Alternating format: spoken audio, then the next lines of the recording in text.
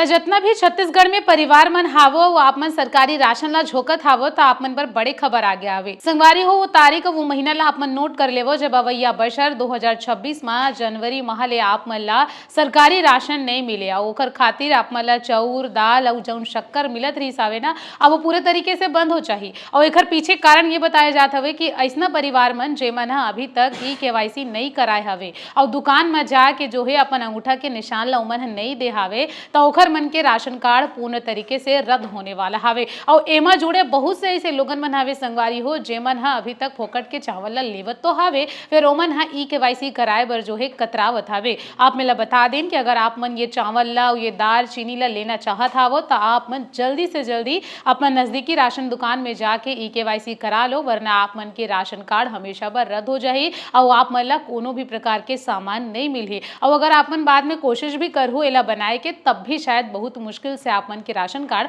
दोबारा बनी काबर की सरकार बहुत समय आप मन ला दे चुके हावे पूरा 1 साल तो जो है एकर पीछे पड़े रही हावे कि ई-केवाईसी कराओ लेकिन एकर बावजूद आप मन नहीं कराते रहो तो अब आप मन सावधान हो जाओ जल्दी जल्दी करा लो अदरवाइज आप मन के जो राशन कार्ड है वो पूर्ण तरीके से रद्द हो जाही। तो फैसला आपके ऊपर हावे अगर आप मन चाहत हावो कि आप मन ला राशन ऐसे मिलत रहा है तो आप मन ई-केवाईसी करा सकते हो। और हाँ ये वीडियो ला ज्यादा से ज्यादा लोगन मन ला शेयर कर